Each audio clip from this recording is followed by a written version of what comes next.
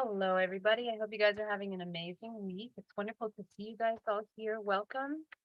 All right, so I'm going to share our live and we're going to get started.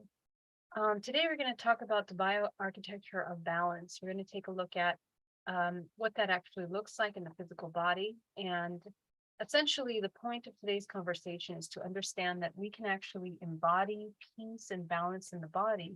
We can create it by working with the architecture of our multidimensional body.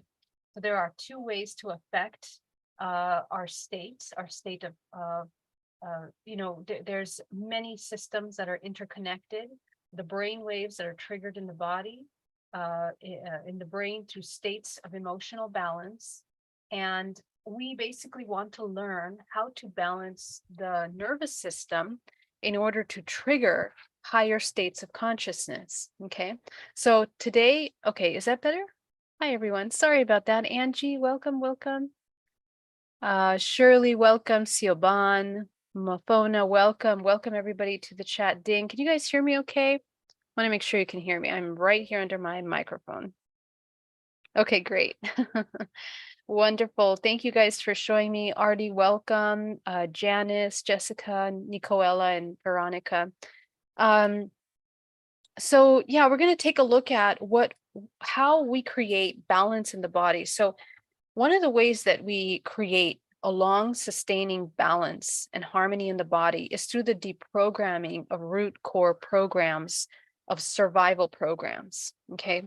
So all of these kind of survival mechanisms that we have that respond to things automatically, these are the things where we want to insert mindfulness and awareness and hopefully begin to compassionately shift from those really reactionary responses to something that is more connected and more centered and more promotive of healing and connection in the body. So how do we do that? There's a couple ways to do that. We talked about the emotional part of it, and you guys can check out Emotional Mastery to kind of look at the different emotions and how to get to the root core of deprogramming. And when you do that kind of deprogramming work, it really completely changes your perspective of how you process emotions. And we need to understand that it's not just a psychological thing, it's a biochemical, bioelectrical response that is changing. So we want to understand that in our physical bodies and be supportive, mindful and conscious and aware of that throughout our day. Okay. It doesn't mean that we have to be constantly, hyper vigilant of, things around us. It's not that we're looking for an exacting way of being and presenting ourselves to the world, but rather come back to a compassionate, mindful connection to our needs, because when we experience trauma in our lives, we usually have a really hard time connecting with our core needs. And this is actually one of the most incompassionate things, that we essentially become our own abuser. Okay, we become our own abuser. And essentially we want to understand that when we come from trauma, when we experience a lot of trauma, we're used to having certain chemicals running through our system that maintain us in something that is comfortable, which is survival. Okay, so we want to kind of shift from that survival mechanism into a new way of being. And this is a new human. All of us humans are learning how to be in this state of coherence with ourselves and with the universe, with the experiences that we're having around us, with family and friends.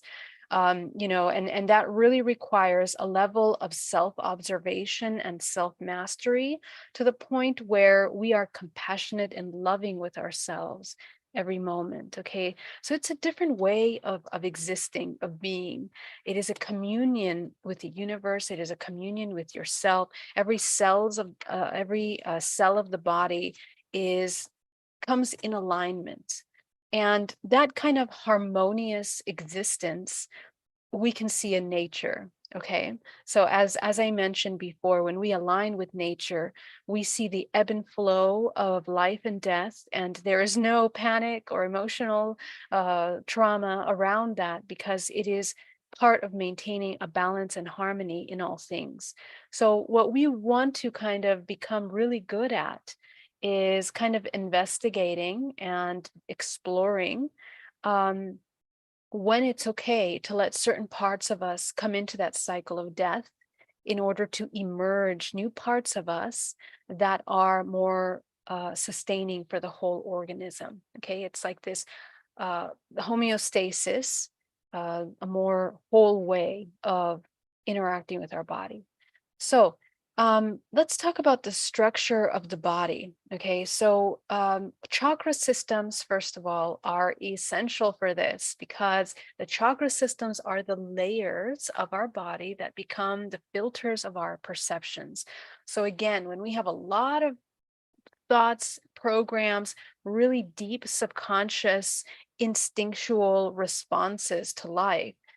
These deep rooted programs that unworthiness, not good enough, shame, guilt, all of these kinds of disconnects with our core self, in which we attack ourselves, it really becomes a foundation of disconnect and separation from the greater whole. And this is kind of the biggest violence that we cause ourselves. But again, we recognize this in the way that we see sometimes parents, sometimes our great grandparents, our ancestors, the many experiences that they've had through life where they didn't choose themselves. They choose fear or survival. And these choices always end up in more suffering, not just for themselves, but for everyone around them. So how do we kind of shift from that is to get familiar with cause and effect. Okay, so begin to understand how your reaction affects others. And this is the first part of the mindfulness practice that we're going to practice today, is beginning to observe yourself. And we've done this many times on this channel, to begin to watch yourself over the past 24 hours and just observe, how do you respond to things? What is your go-to reaction emotionally? And how are you jumping on these reactions? So a lot of the mechanisms of our psychological responses are based on the subconscious programs that we have. Okay, all of them. And so our subconscious programming is essentially the one that holds these belief systems. And the only way we can access them is by understanding the emotional output that's now become oftentimes our personality, everything that we think the masks that we wear in the world in order to interact with others. So a very loving and compassionate invitation this week, as we practice our self-love practice, is to begin to observe, number one, to identify the masks that we wear, see how we morph in front of different relationships, different circumstances, how we utilize the survival toolbox and apply that into a survival mechanism. Okay, if you're constantly in survival, we want to begin to shift away from that, okay, into a higher state of being. And so what does the higher state of being look like? Essentially, the higher state of being is one that is in a state of flow, but also active flow. Okay, so this is the integration of the feminine and masculine. The feminine is the intuition, the ability to trust in that intuition, to listen, and the masculine is the ability to take action on that intuition. So most of us have a disconnect between those two, and we literally become stagnant, depressed, unsure, we're confused. Confusion is a really huge issue because it's a disconnect from the self. And because we live in such an overwhelming time of information, most of us are used to, again, we talked about this last time, having just patterns of information entering without really taking time to see what we need, not the information that's outside of us. So this is really important. And so I guess in order to integrate the feminine and masculine, this is the compassionate part. And this requires a level of spiritual maturity where we now begin to look at, what is good for us, and to be congruent, thought, mind, and soul. Okay, so mind, body, soul becomes congruent, and everything that we're doing is kind of in alignment with one another. Okay, so this is where it requires discipline, but the discipline is not from a forceful, fear-based survival discipline. It is a discipline that comes from a profound love of truth a profound love of compassion, a profound unconditional love. Because if you understand the side effects, the cause and effect of your reactions, you understand that everything that you do has a chain reaction in the universe, not just in your vicinity, not just with the people that are around you, but our lack of awareness, like when we do something, we can input into another person an insecurity, a fear we can trigger, right? And so remember that we come into relationships by resonance. So every person that we meet is in alignment with us. To be able to catch what brought us into resonance right when we're interacting with them is really powerful, really transformative. And the only way you do that is by self-observing where you're at and knowing where you're at all the time. Okay. And being able to bring yourself back to that neutral state, bringing back to that calm, centered, balanced state. And that learning of observation of yourself helps you learn what it means to be a human. And when you come in contact with another human, you recognize in their actions, in their observations, these things about yourself, about others. So this is really becoming a human that is really connected with themselves in a very deep way. And that's kind of what we want to do. So let me go ahead and open little tiny PowerPoint. I want to see, is there any questions? I know I had some really awesome questions last time. Alex Leroy, thank you so much for that super chat. Welcome. Why does negativity feel more real than positivity? Right. So based on our childhood experiences, and you have to understand that perception is the direction of creation. Okay. So perception is what creates. And perception becomes filters of reality. And these perceptions, these filters are created by subconscious beliefs. And subconscious beliefs are built upon from the time of being in the womb, okay, to the age 7 is when we solidify a lot of our whole beliefs about ourselves and the world. Okay, so if you take a look back at your experience being in the womb, and in the womb, it felt unsafe. Mother felt unsafe in her relationship. Mother felt unsafe with herself, wasn't sure if she could be a good mother, wasn't sure if she wanted to be a mother, was insecure about financial circumstances, whether she would be able to support, doubt about whether the father would be able to support, all of these things that are quite, these are circumstances that they're a product of our societal structures in a way, because, and this isn't, it tends to be, it's a global thing, but there are some cultures that highlight this more than others. Okay, so we also want to look at that. Okay, so that influence, that stress programs that we take on, they create an idea, a belief about what it's going to be like coming into this world.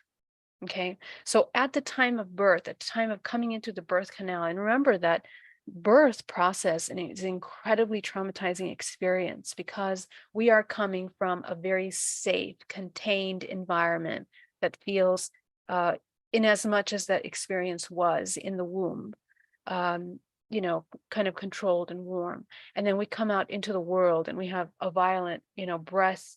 Sometimes we're slapped on the back. And it really takes us into this immediate roughness of this masculine expression of life. And so this essentially, this process of birthing and everything that we felt, were we received by our mother, okay, immediately? Were we held by her?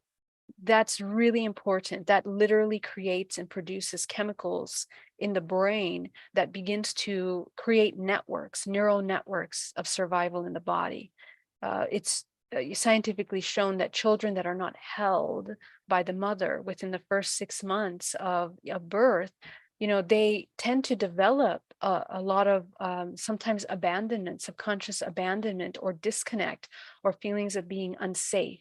Okay, so think about these really, really strong programs that create our perception. And then we have an entire life experience in childhood that builds, either supports and reinforces those belief systems, or weakens or change. So it really just depends. And so what happens is that survival mechanisms and negativity, you know how so we define negativity as something that makes us feel unsafe or not good, in whatever spectrum that might be. So those are belief systems that are created. They're emotional beliefs that are created by all of these experiences. So how do we shift that? And the truth is that the majority of us, we don't realize it, but the majority of us are in constant states of survival. Okay, and survival is very familiar to us, and we don't realize the negative impact of that, but it is actually something that, how do we know it's negative? Because the body is not harmonious. The body comes into illness, the body comes out of balance. That's how you know. So balance and harmony is essentially what you can say good, but not in the sense of good and bad, in the sense of it is the most creative. It is what creates vitality, longevity. It supports the most highest functioning organism. Okay. Things that are counter creative, things that are negative, create an out of body, disorganized, everything from, the body getting all kinds of chemicals that are producing stress and anxiety, taking the body out of balance. So this is where I want you to be more compassionate with yourself, is to begin to notice and be honest with yourself. How productive is negativity in your life, even if it's comfortable?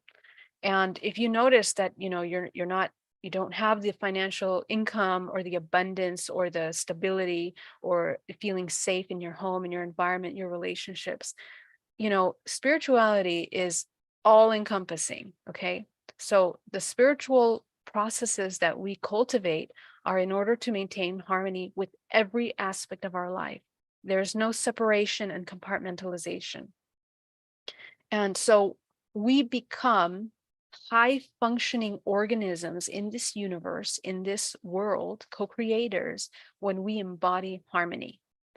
And our matrix, this matrix hologram in which we live, most of the things that we experience in this life, the way that societies are structured, political things, financial institutions, are all quite self-serving, focused on survival programs that create systems of survival for ourselves. We are indoctrinated that state of survival at an early age.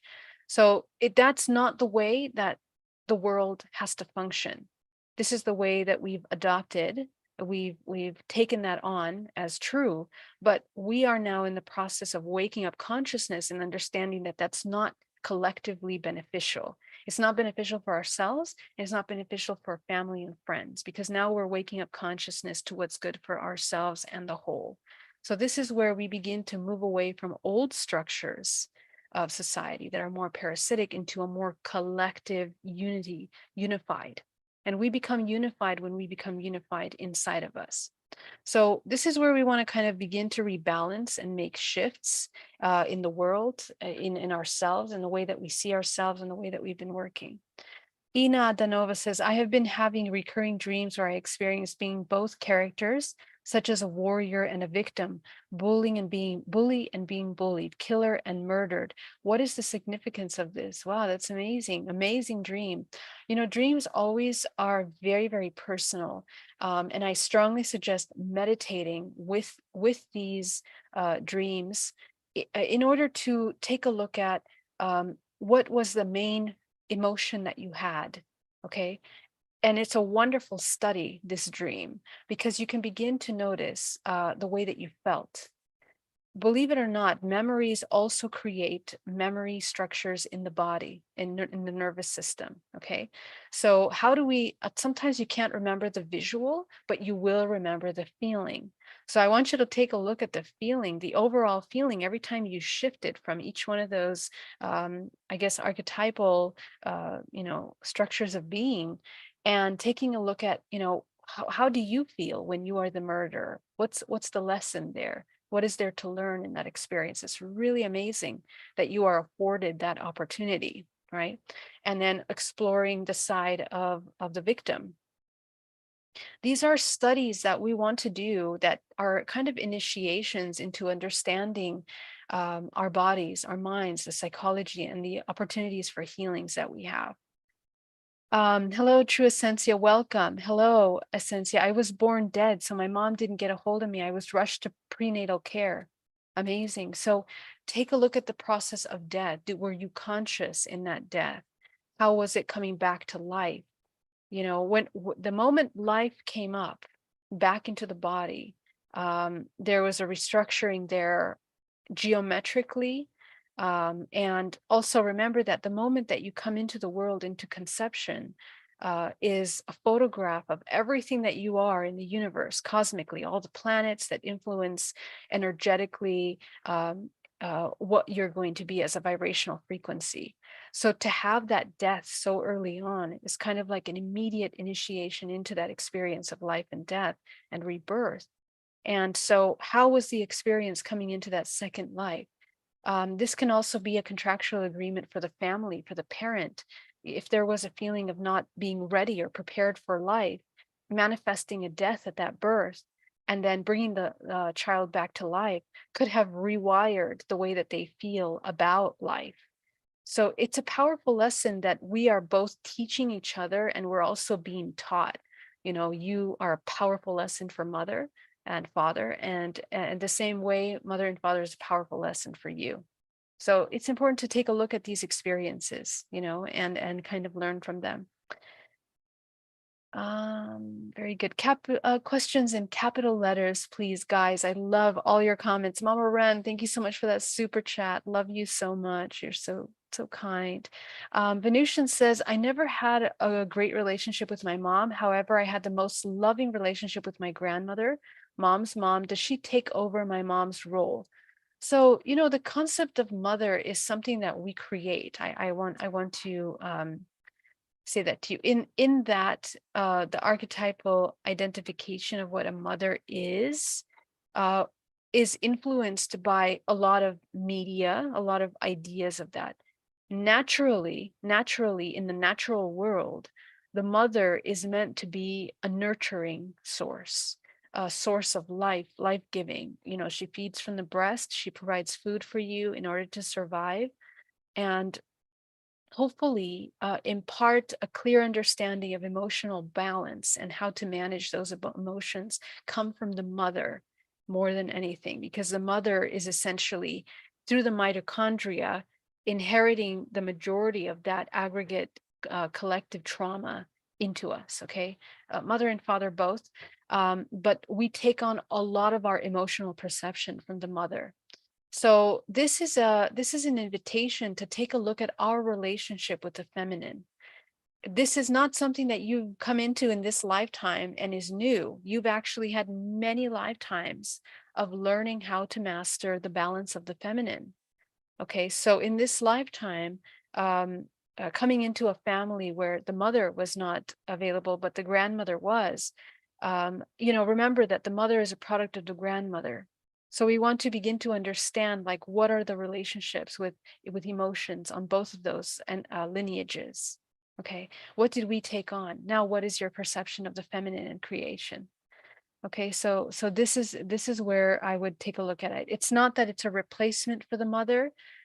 We all have to learn to be our own mother and our own father, and we don't really understand that. But there's a certain point when we come into the level of puberty and creation and a maturity that us organisms, we have to mature into our full state of co-creation. We're not given the tools for that, but we're learning as we go. Can you please elaborate on how the body receives memories? How the body receives memories? Receive, Cedric, Can you tell me what do you mean by receive? Do you mean stores? Do you mean stores memory?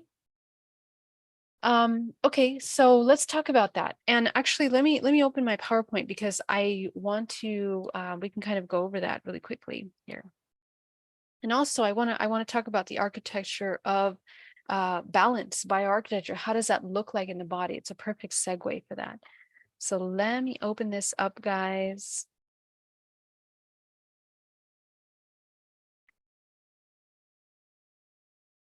Okay. Let me go back to your question to make sure I answer. How do we record memories, I guess is the question. Is that right, Cedric? If you're there, clarify for me so I can answer it. Okay, so in the body, how do we record memories in the body? So let's see, we're going to start here. Let's go here with this. Okay, let's take a look at this. So our bodies, essentially, we are fields within fields. Every single one of the chakras expands into a field like this. So this is showing, in this example, they're focusing on the heart chakra. Okay, so the heart chakra has specific traits to it. It has both its positive and negative aspects. It's contractive and expansive, creative and non-creative aspects to it. And if you want to learn more about that, I suggest studying chakra charts that go deep into those aspects. Okay, so let's see, hold on. Do I have a chakra chart here? No, I don't. Okay. But essentially, the field that is here is encoded with specific vibrational frequency. So the heart chakra, the entire field of the heart chakra processes specific vibrational data. Okay, not all data, just specific vibrational data that is in alignment with the vibrational frequency ranges that the heart processes. Let's open the chakra chart so that this can be more clear. And every single chakra masters and manages and processes information based on that vibrational frequency.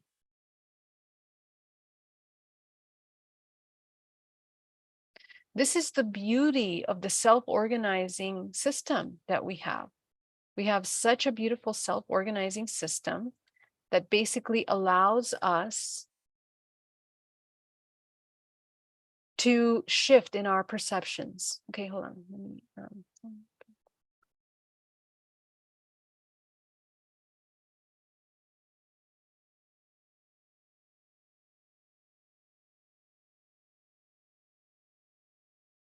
just want to show you this chart so you guys can screenshot it and work with it because it is very helpful.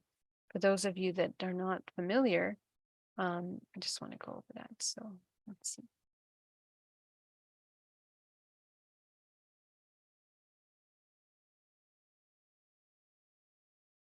Okay, I can't find my favorite chakra chart, so we'll just go with this here.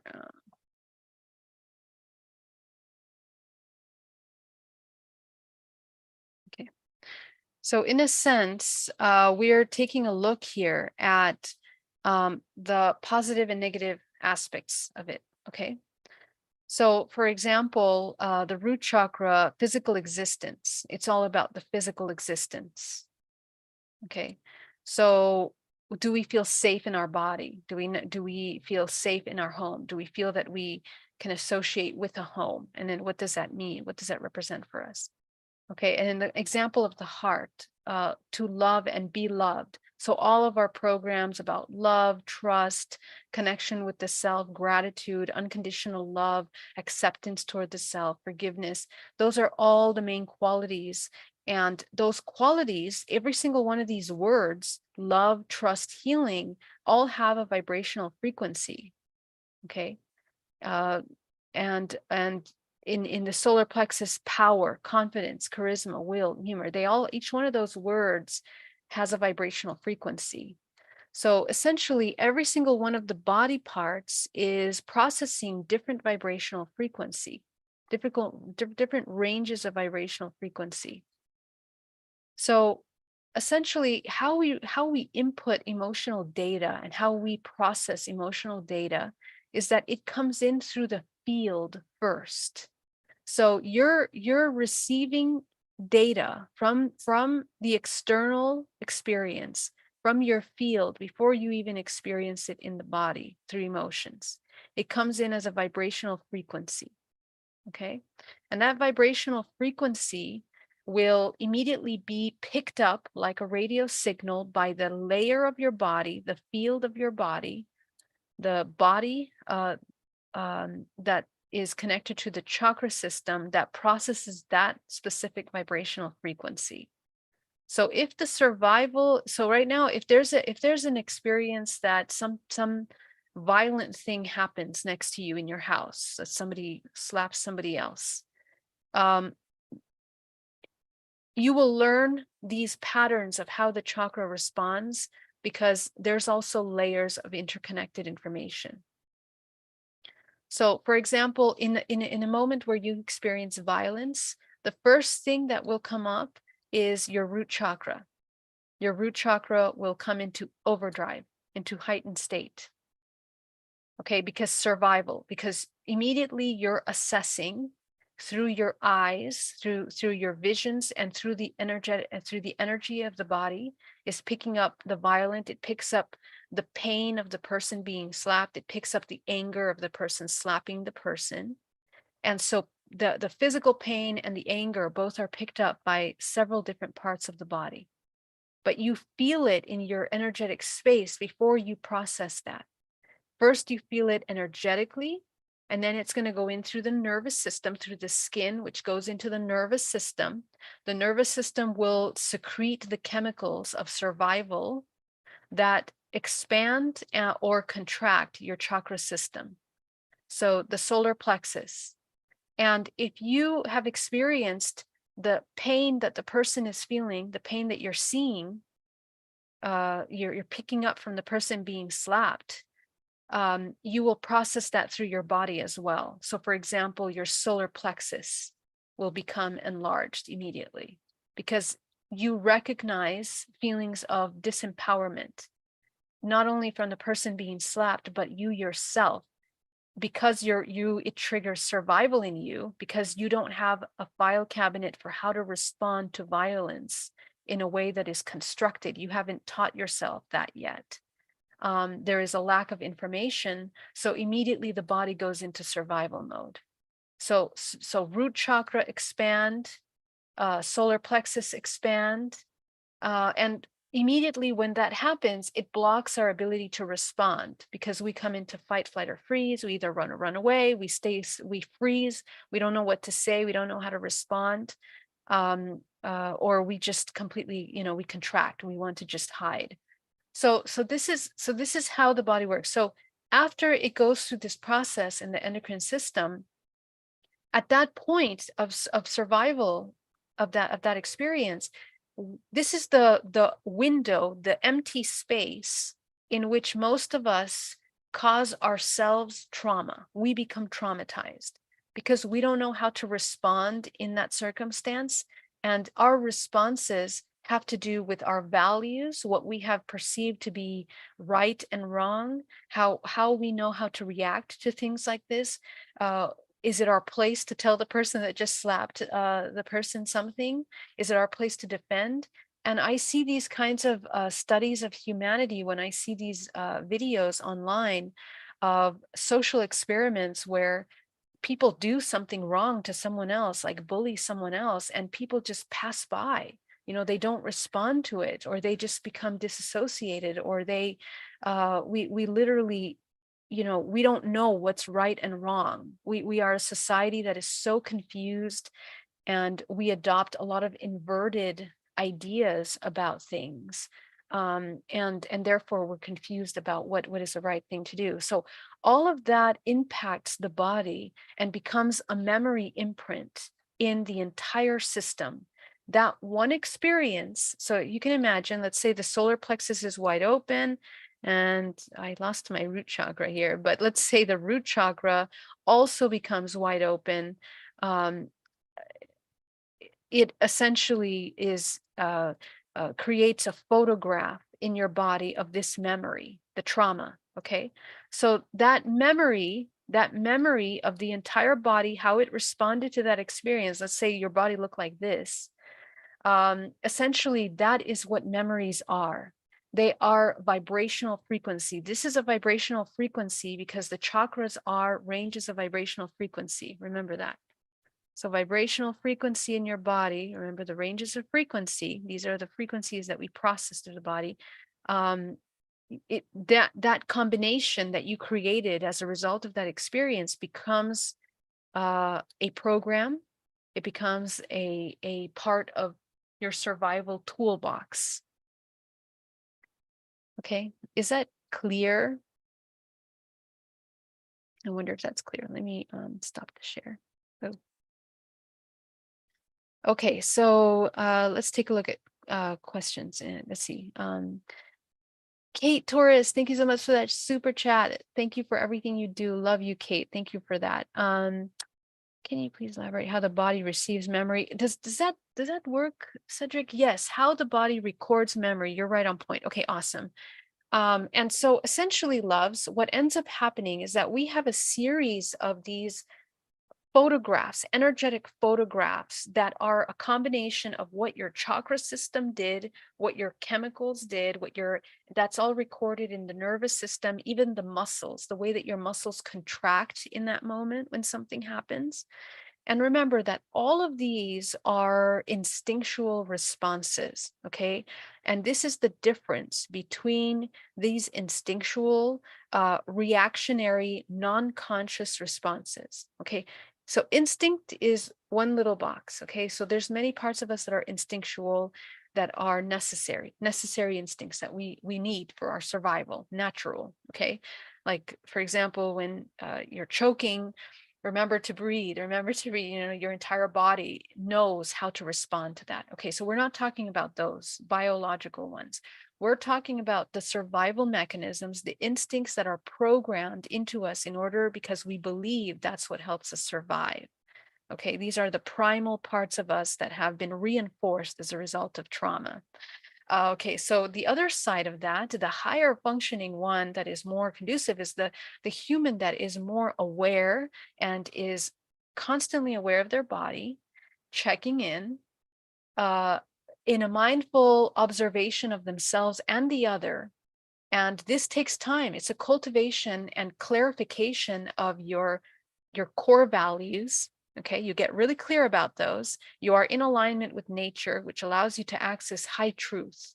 That high truth helps you discern what is good for yourself and the whole. And when you know that, when you know what's good for yourself, when you know yourself deeply, it's no longer what's good for the ego or these selfish parts. You become a human that's interconnected with the whole. So your choices become good for all. Okay, this is the broadening of perspective. This is where we come into our highest expansive self. And so now you are clear when you see this interaction, you know exactly what's happening. You can discern immediately what is inverted, what is true, what is not true, and then you can choose. And sometimes you might notice that you don't actually have to do anything about the slap. Okay, this is just an example. Okay, and this is really, really interesting because this is where we start learning about what it means, what unconditional love really means. And sometimes people need to go through processes of suffering in order for them to wake up from their unconscious states. When you embody unconditional love, when you have cultivated that in yourself, you can discern when that is right. Okay, but this requires a lot of shadow work. Okay, it's not so simple, and making sure that the ego is never getting involved in that decision process, because as soon as the ego becomes involved, it becomes self-serving, and we can always cause harm actually with that. Okay, so we actually want to come from a more holistic understanding of ourselves and in humanity and all these things, so that when we see these things, we know what is compassionate. Sometimes it's compassionate to let the person suffer, and because also you can try to change someone all you want, but they will not change unless they want to. So that's a law that we need to understand and respect. Okay, so sometimes when we see like the slap scenario, both people might be on the same resonance, on the same frequency. They're both in survival. They both contribute to violence constantly, not just in that scenario, emotionally abusing themselves and abusing others. And to be able to explain to them these things would take a long time, and it would take a lot of their willingness to change that. Okay. So, this is where we begin to kind of mature into, we don't become spiritually reactive about things. It's a completely different state of being. Okay. Okay. Ina Danova, thank you so much for that super chat. Oh my God, very generous of you. Thank you so much. Greg says, is a soul more masculine or more feminine or neutrally balanced? The soul has no sex, and it has neither of those energies, because the soul is a fractal of infinite consciousness. A fractal of infinite consciousness, which you can kind of define as, sorry, my hair's such a mess. I want you to, when you think of soul, when you think of non-physical things, we're talking about non-physical things. So the physical vessel is a very small, it's a vessel. It's a vessel. And it's containing self-organizing infinite consciousness, infinite potential. Okay. So are you guys seeing this? So essentially, what is the soul? The soul is all of the ranges of frequencies. Okay. So for example, remember that every single dimensional layer of our body, is a range of frequency. So you can imagine it like a color of a rainbow, just like I'm depicting in this image here. Okay, so your soul is all of this information when you see it in this way as ranges of dimensional frequency. When you see it in ranges of how it kind of expands into this universe, the soul looks like this. Okay, spheres within spheres. You have all of these archetypal aspects of yourself, which are, they're only expressed that way in this matrix. Because in this dimension, depending on what dimension you're in, things fractalize in different ways. And the Platonic solids will help us understand that, because this is how light bends into different how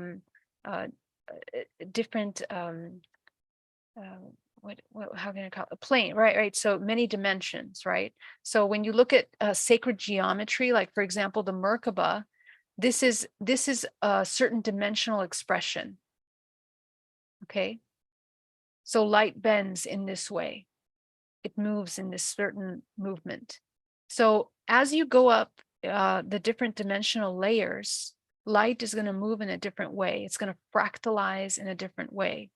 So your soul essentially is all of those, all of that, all that light fractalized in different dimensional layers, creating different aspects of yourself, archetypal aspects of yourself.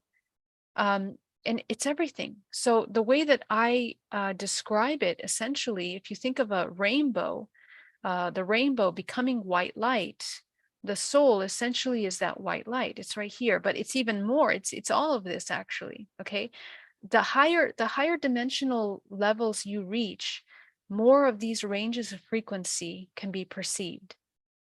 So you are all of these: cosmic rays, gamma rays, X-rays, ultraviolet, microwave, radar, radio. We put these names on these in order to measure them, to measure how we light band waves of light are moving, but we are all of them, right? From fastest to longest, from shortest to longest wave. You are all of those. They become fractalized within the dimensions. And essentially, that fractalization is self-organized in the body. And of course, this is the DNA. This is the DNA database. As you know, the DNA only needs 2% to create this entire body, right? So the rest of that is the rest of this information. The rest of these waves, short and long waves, mostly shorter, because the long waves are the more physical, the heavier ones. That's the physical body.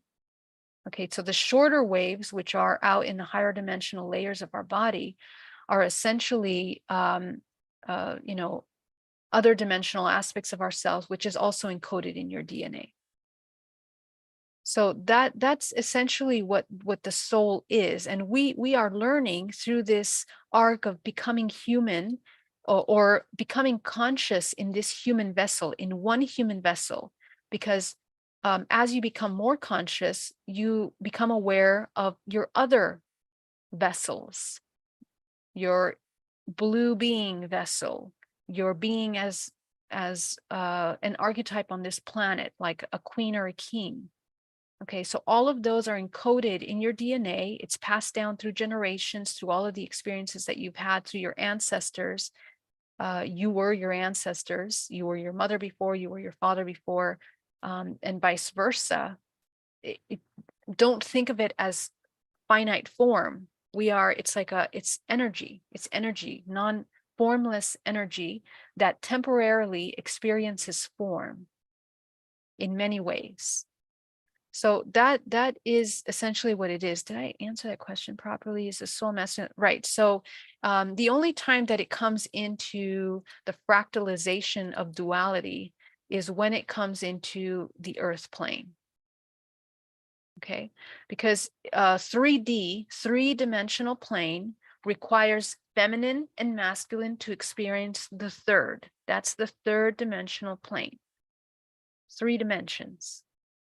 And we exist in the 3-4 dimension, okay, which is why we have access. And this, the fact that we're in the 3-dimensional plane also defines the experience and the place in the universe that we're experiencing collectively.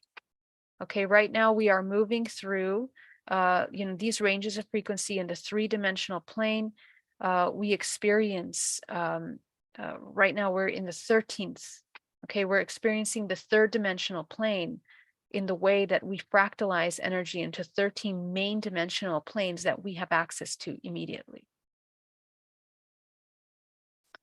Okay, so that is the soul. So in the third, in this 3D, we experience duality. So we're going to have things like feminine and masculine. In higher dimensions, beings have no sex. Okay, they're asexual. And the reproduction is more about intention. It's instantaneous intention. So we need sex in this dimension in order to sustain the matrix. In order to procreate, we procreate life, we bring children into this world, we have a hybridization program that's interdimensional breeding in order to create life in the non-physical realm within low range dimensions. Okay, so everything from 13 dimension under is this matrix. Okay, and they're all abiding by some law of duality. Okay, so even if the beings in the higher realms don't embody a sex or a feminine masculine energy, they're more androgynous, you can say. It's the higher the dimension, the more androgynous the organism becomes, because it is a unified field of all ranges of frequencies. Okay, the lower, the more separate it becomes. That's where we get the more primal parts of us. Okay, so we can experience that as well. Yeah. So I wonder if people with physical anomalies come from abduction, genetic modification, physical. Well, I guess I need to understand what you mean by physical anomalies. I would need to really understand what that means. And we can talk about that. Thank you so much for your super chat, Cedric. Love you. David, Brian, Davis. Thank you so much, Mafona. Thank you so much for your super chat, guys. You guys really helped me and support this channel. I'm really humbled and thank you for that. Ice Lily, welcome. Angie, Jane, Mark Hudson. How about in the Zoom? Do we have any questions in the Zoom here? Before we start here. Okay, so really briefly, let me just tell you what I came to tell you today about the architecture of the body and maintaining balance. And it's something that we're going to practice in today's meditation. Okay, so our body we have an access point in our body. Okay, the way that we exist in a three-dimensional hologram, in order for the hologram to exist, we have the planes of the body, the sagittal, the transverse, and the coronal plane, that essentially are the lines that help self-organize this information in the body. Now, we have the main source cord that moves through the crown of the head, goes down to the center point of the body, and anchors down into the earth core. Okay, so we have a cord of life force that feeds life force into this physical vessel. When we sever the connection from source to the physical vessel by self-hate, by denial, by contractive energies, when our vortex is moving in a way that is depleting of life force, we literally block source from entering into the physical body. Okay, so it cannot enter into this body. Your root chakra is wide open. Your solar and your sacral are quite open and out of balance. Your heart usually isn't functioning very much. Your throat might be open, but it's out of balance in either masculine, feminine.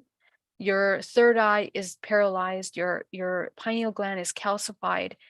Your third eye is essentially not even working. Okay, you're not utilizing your intuition. You're afraid. Most people that have this blocked are afraid of nature, afraid of natural remedies, or connecting with the body, connecting with your intuition and healing your body. That all becomes severed. And your crown chakra and seventh chakra, which connect you to the DNA of the earth, is completely paralyzed as well. It's not working. So essentially, this human vessel becomes, the source cord becomes really thin. It looks like a little pencil shape of energy. Okay, so imagine this is how much energy is moving through teeny tiny little pencil shape of energy. How can you infuse so much life force into the body for it to maintain harmony when you only have a tiny little bit of energy coming through? Life force. This is where people go into depression. And what happens is that the body depletes its energy because it doesn't believe it needs to sustain energy in the body. Okay, so that's the difference. When you become centripetal, when you're moving your vortex quickly and you are becoming a creator, you are now cultivating your own source of energy, and life force that is moving through the crown of your head, your source cord, becomes wider. That's what it means to grow your light body. That word, my father told me this actually, grow, you need to grow your light. And I didn't know what that meant, because I was like, well, what do you mean? Like, I'm dealing with my emotions, I'm dealing with my trauma. How the hell am I going to grow my light? You know, what does that even mean? So when I became psychic after my contact experience, I understood, because I can see when bodies are wider with white light, these are people that meditate. These are people that have more gray matter in their brain.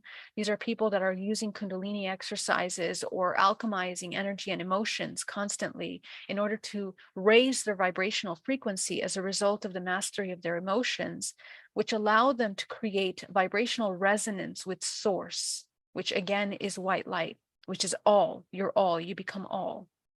Okay, and that embodiment of that source light essentially infuses into the organism, nourishing, bringing balance. The intelligence of the body becomes heightened because now you're connecting to the DNA of the earth as well as your own DNA. Okay, and that's where the body becomes nourished. It becomes whole. So what we want to learn, so in addition to that, we have another cord in our body, which is the transverse plane. This center core of the body, we also have another cord. We have another cord in our body that goes through the center core of the body. And the center core of the body cord basically wraps around the earth. I'm wondering if I could find something. Okay, it wraps around the center of the earth.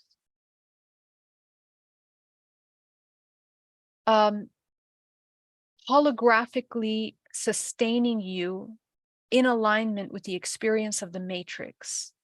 And it's actually the source, the cord that moves through the center of your solar plexus that is actually it's like a nerve. It's kind of like it has the sensitivity of a nervous system. It connects to your nervous system in the physical body, but it has the sensitivity of a nervous system, if you can just have that visual. But think of a field that is like a nervous system, okay? And so that nervous system is essentially going through the center core of your body, and every layer of your body connects to this transverse plane in the center of the body.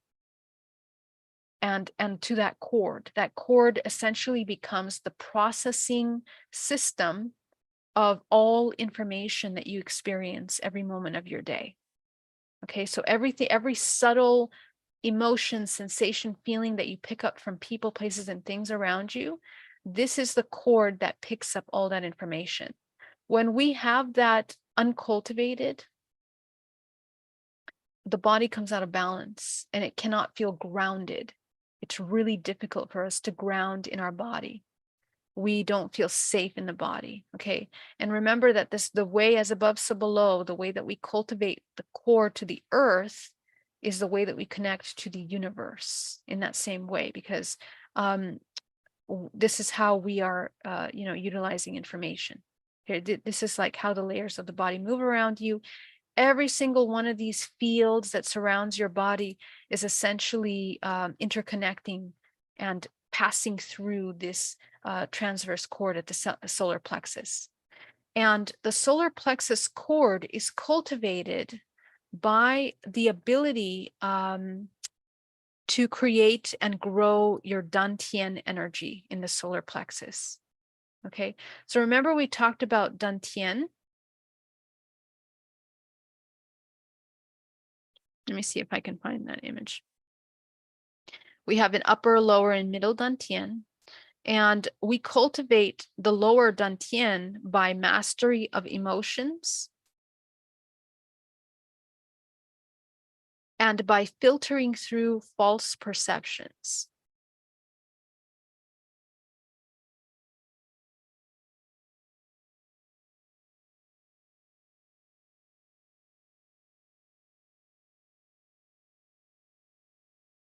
And what that means is that you are growing and you're mastering the physical. That's what that means. It's mastery of the physical. Give me a moment to find it, please. Just one moment. Let me find this so I can just.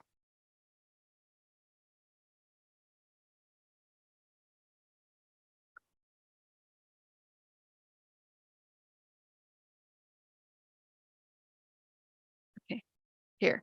Sorry, that took so long. Okay, that's over here. Okay, so lower, middle, and upper dantian. So this right here, this black hole that you see here in the center of the body, this is the cord that I'm telling you about. This cord wraps around the entire earth plane, okay? Or yeah, so it's essentially ties you into the physical plane. People that have a tremendous amount of trauma, okay? Either sexual trauma, either emotional trauma, because this is the emotional center here, all of the main organs of the body. Remember, when we have main organs of the body, maintaining harmony and balance in those organs through the emotional mastery, that's what cultivates life force in the body. We deplete our energy by imbalanced emotions. So those of you that are masters of your emotion cultivate a very strong dantian here. And this integration of the lower dantian balances the chakras into about 6 inches wide each one. The body is managed.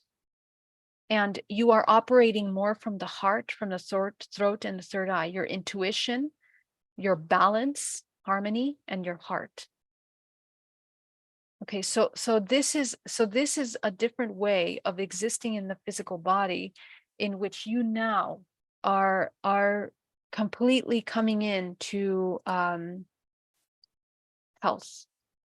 Okay. So it looks like this yellow line that goes down here, and then your source cord that goes to the center of the body. Okay. The wider the source cord becomes, the more you are a conduit of life force. Okay. The more out of balance this other cord becomes, the more you are tied to the matrix and you're entangled in the matrix. Because every emotional input that you put into the physical plane is also entangling you with the people you're interacting with. And this is how you create karmic agreements that sustain many lifetimes with people, contractual agreements. So the architecture of balance is to maintain both chords in as much unison as possible, in as much harmony. Be conscious of the cord that is here in the center and back of your body. Be conscious of the cord from your crown to your perineum into the center of the earth. And what you'll notice is that their body will immediately come into good health and emotional balance. Okay? So in today's meditation, we are going to do that. We're going to work with that. Okay? Mark Hudson, thank you so much for that super chat. Any other questions here? Wow, lots of comments, but please put your questions in capital so that I can find them and read them quickly. Yeah, so Myla, I think I answered that question. Okay. Hi, Grandizer. Hi, Robin. All right, guys, let's get into our meditation. I want you all to start by getting really nice and comfortable. Inhaling and exhaling. Okay. We're just going to ground down to the center of the earth. And this time I want you to create that pole of white light. I want you to bring source down through your body, down through the crown of your head, creating a pillar of white light through the body, in through the perineum and into the center of the earth.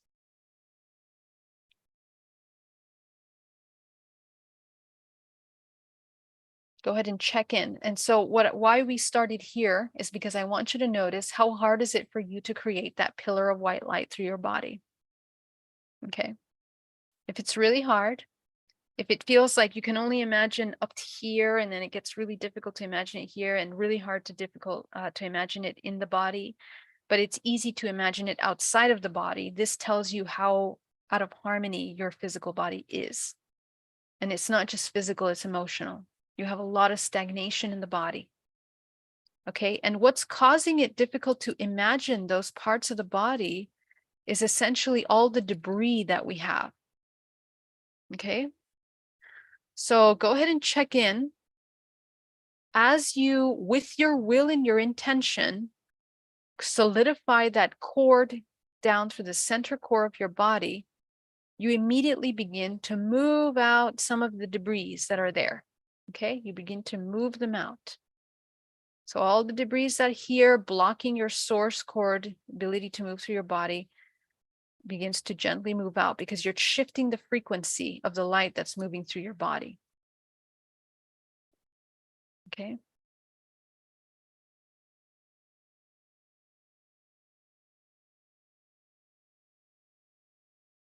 Okay, so go ahead and imagine as you pull that energy down through your body, it becomes easier and easier to visualize that white light through your body. Okay, easier and easier to visualize that white light through your body.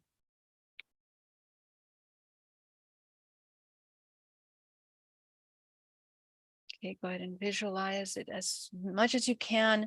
You literally visualize a pole of white light through your body. Make sure that you can see like this, the cylindrical form of that white light through your body.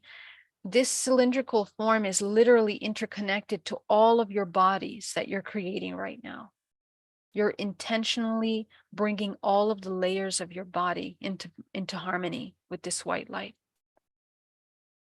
Okay.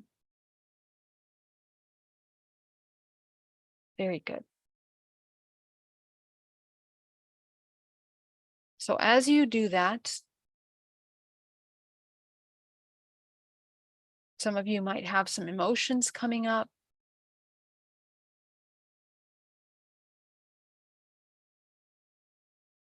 Some of you might be having memories coming up.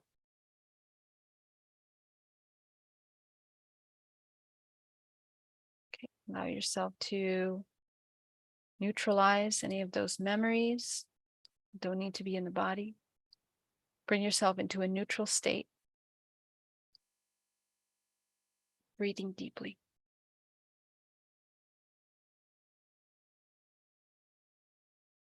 Okay. So as you allow yourself to bring this into the body, I want you to now create the center cord from the solar plexus, the center cord. It's not exactly the solar plexus, it's a little bit lower. It's like in between the solar plexus and your sacral chakra. Okay, so I want you to see that powerful white cord of light down through the center core of your body, out through the back of your body. And go ahead and visualize that cylinder coming perfectly into balanced state.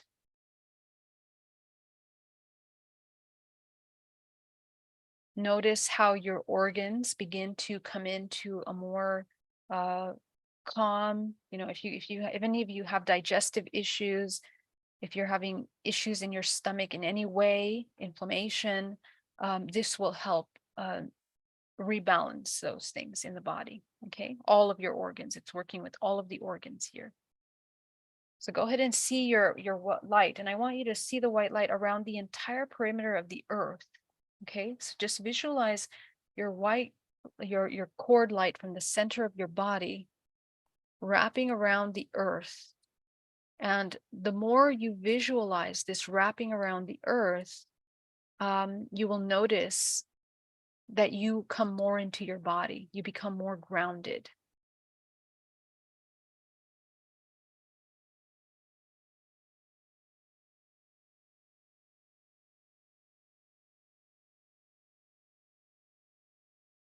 Okay, so create that cord.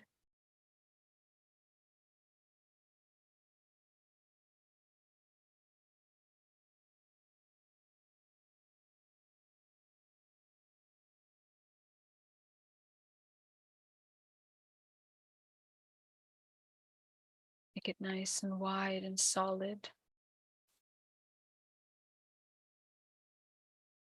Breathing deeply. Breathing, breathing, breathing.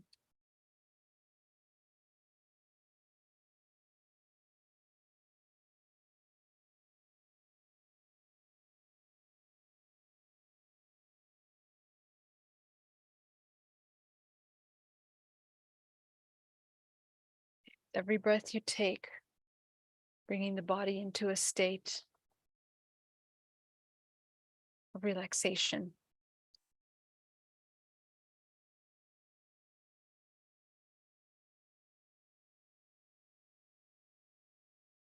And calm.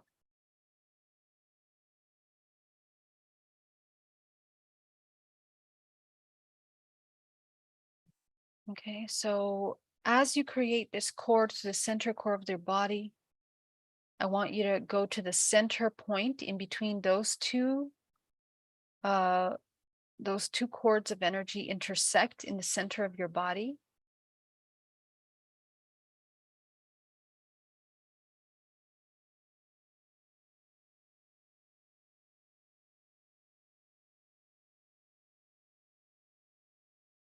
I want you to begin to visualize pouring white light in through it. From source, you're going to bring white light.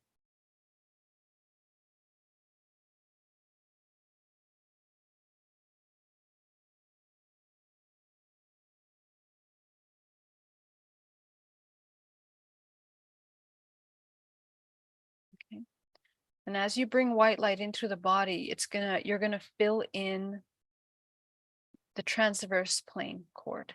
So the one at the center of your body, you're gonna fill it with white light too. Okay.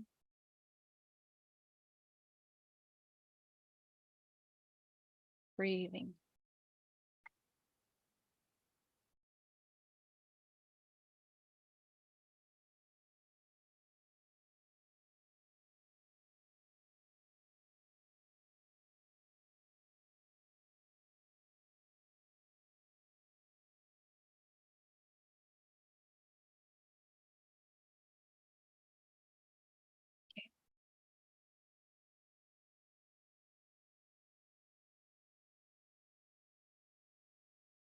I just want you to notice how grounded you feel. I want you to notice the back of your body kind of comes into attention. The back of the body becomes kind of conscious and alive and aware. Okay, this is maintaining balance in all of your body. It's really, really powerful.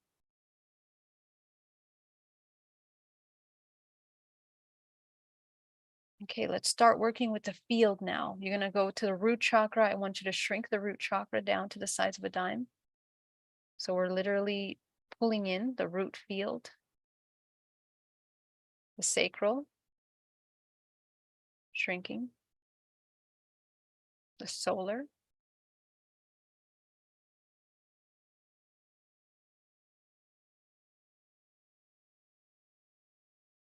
okay.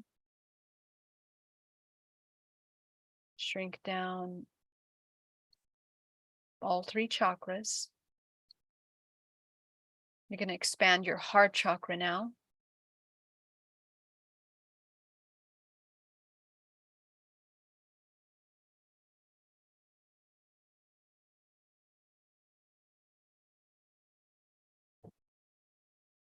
Okay. Expand your throat.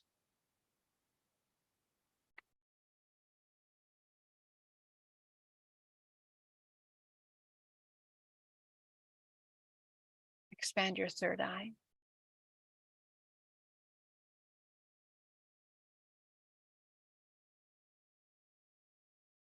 Okay, you're going to go up into your seventh and eighth.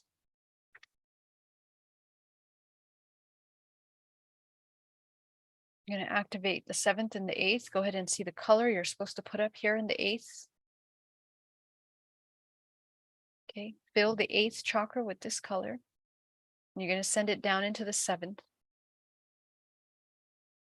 Fill it into the seventh chakra. Into the area of your career, abundance, love, consciousness, relationships, harmony, sexual energy, creativity, creative life force, health, partnerships,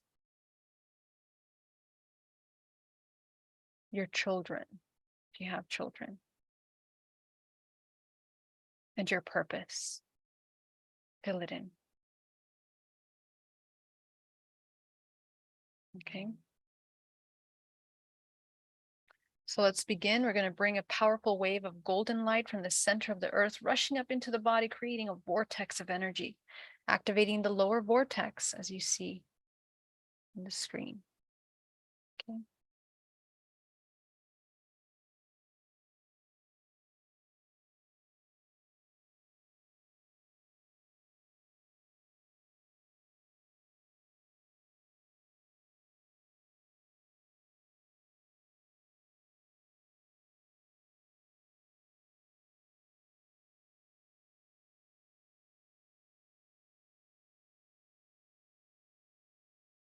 Go ahead and allow yourself to bring golden light from source, cosmic energies, down to the crown of your head, combining, creating a vortex of energy around the body.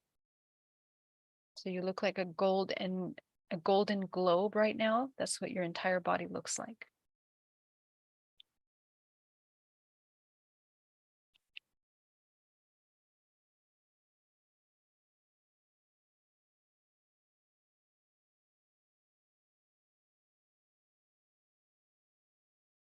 Very good. Go ahead and send 10% back down to the center of the earth, eliminating out of the body anything that doesn't belong.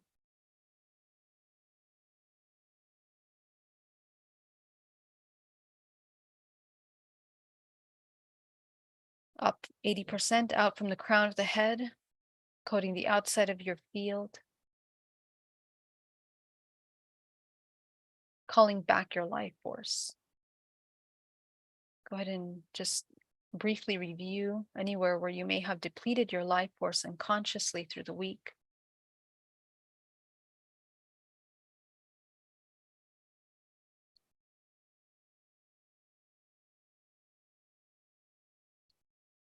Breathing deeply.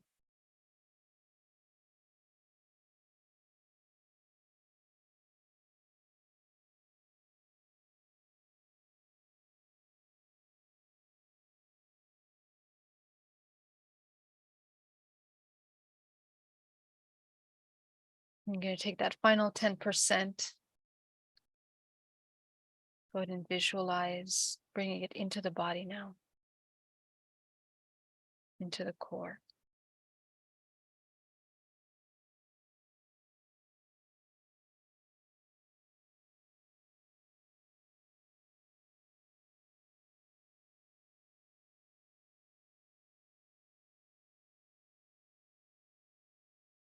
Into the body, healing the body. Direct this energy into any part of the body that requires healing, that requires more attention.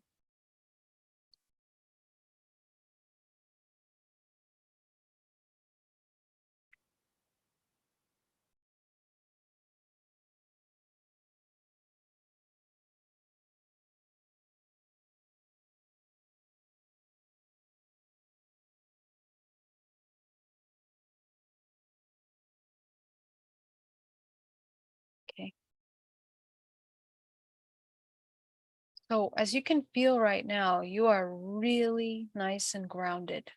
You are really, your body immediately comes into a state of harmony. This is one of the most powerful tools that you can use to bring yourself into a state of neutral healing anytime. So we're going to sit here for a minute in silence. I want you to allow whatever needs to come up, allowing yourself to come into a state of complete balance.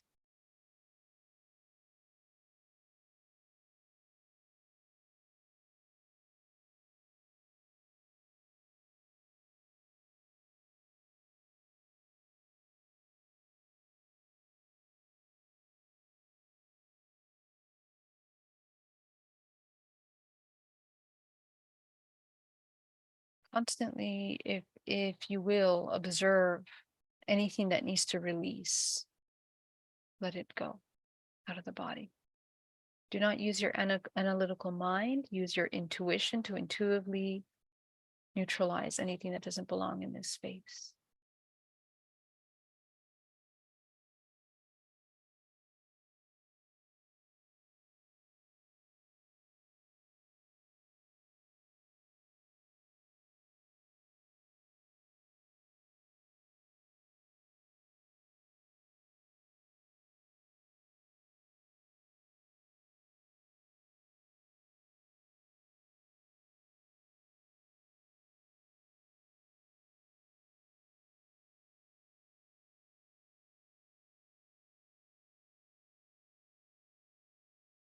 Breathing.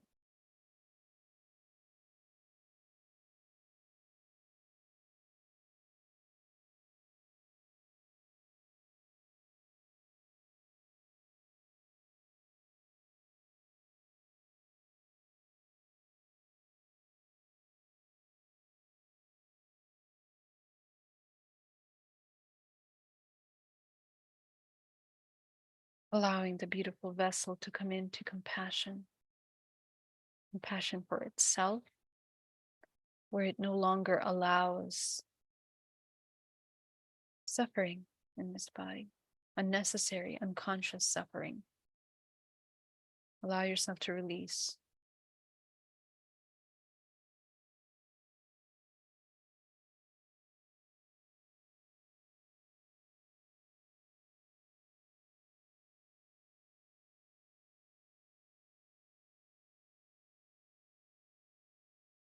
Make sure your first 3 chakras are closed and your top 3 are open.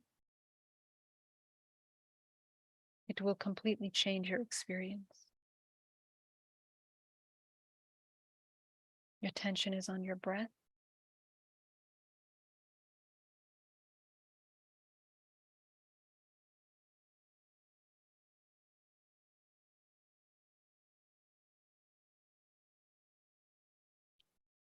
I want you to begin to visualize that this cord at the center of your body that is moving the transverse plane, that it begins to move that white light through your body, around the center of the earth, through your body, clearing out any kind of debris in the central organs. So focus on your stomach, your liver, your spleen, pancreas, kidneys, intestines, sexual organs, all of the organs become cleared, almost as if you are filtering or flushing out any heavy emotions, any thoughts, any memories that are no longer serving us.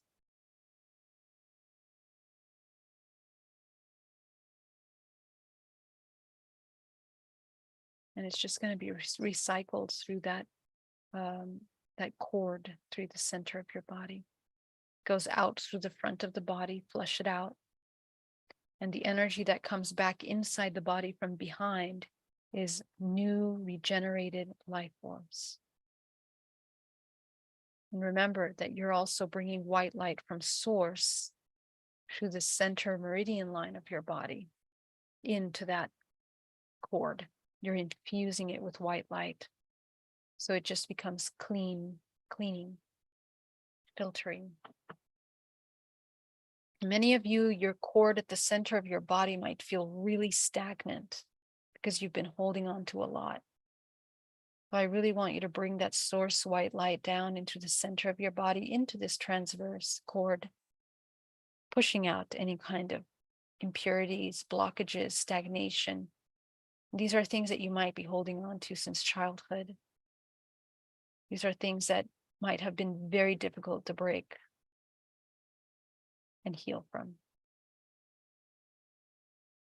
As it cycles around this perimeter of the earth, it neutralizes in its frequency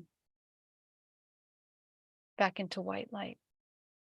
And you're going to receive that white light into the back of the body.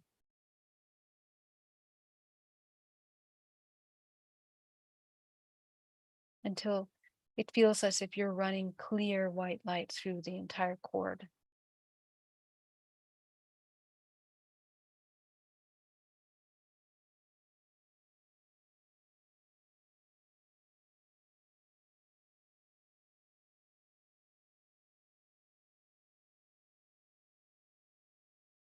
Notice if any fear and anxiety comes up when you are about to release something. You're just going to observe it and release all of the tension in your body that's holding on to it. Without analyzing, just expand the muscles in that part of the body that are tight. You'll notice that with every contracting thought, your muscles contract as well. Your heart stops expanding.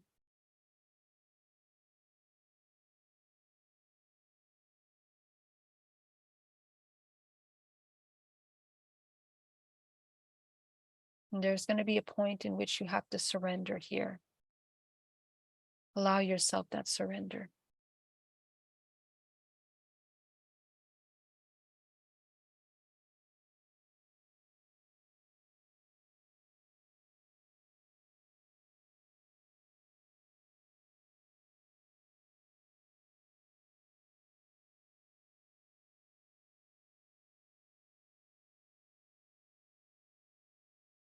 Very good. Breathing. With every breath you take, inhaling source light with every exhale, pushing it through that center core out of your body. Okay, we're going to start by working with the root chakra now. Go ahead and visualize opening that root chakra back up. Go ahead and flush out the root chakra. You'll notice that it'll become even easier. Any one of you that have been having difficulty clearing that center cord, you'll notice that once you do this, it'll become even easier. Okay, so flush out the root chakra, the entire body. Flush out the sacral chakra.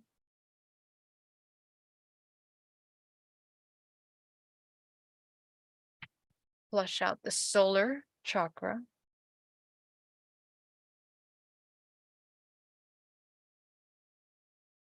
Flush out the heart chakra.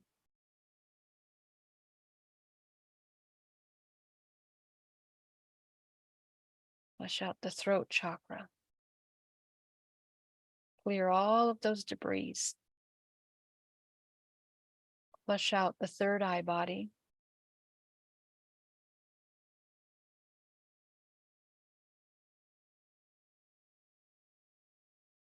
Go up into your seventh and eighth. Clear out the seventh, clear out the eighth. Infuse it with your creative color. I want you to see a room full of karmic contracts, everything we've agreed that is in our holographic DNA to experience at this time, dormant and unconscious in the subconscious mind. You're going to shine your crown light and dissolve these contracts. You're going to fill this room with your creative color, color of your highest intention, your highest soul purpose at this time. Setting the intention that everything we do in our life is in alignment with our highest expression and no less. As you activate the 9th, activate the 10th, activate the 11th, activate the 12th, expand the 13th, expand the 14th, expand the 15th, expand and activate mean the same thing. Expand the 16th, expand the 17th, expand the 18th,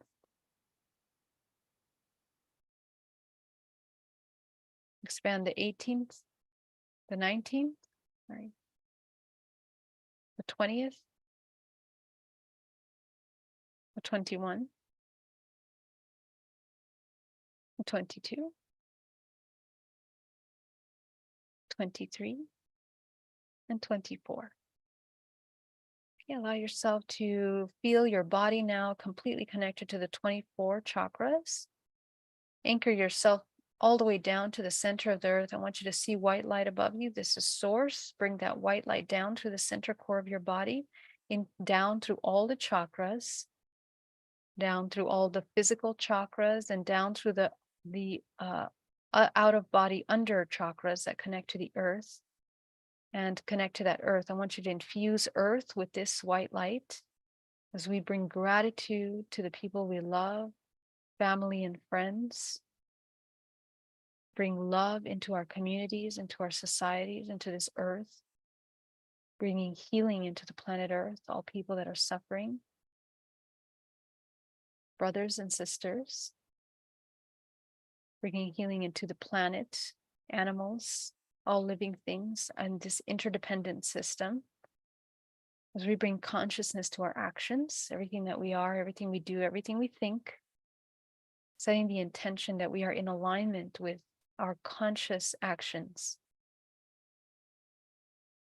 Okay, as you come back into the room, open your eyes. With your eyes open, I want you to continue to see your grounding cord, continue to see the 24 chakras. Okay, bringing yourself into a state of awareness now in your physical body. You're going to maintain this awareness. Okay, very good. Welcome back, everybody. I want to thank you so much for joining me today. It was such a pleasure to work with you. And I want to thank you for your support, for your love. Thank you for being here.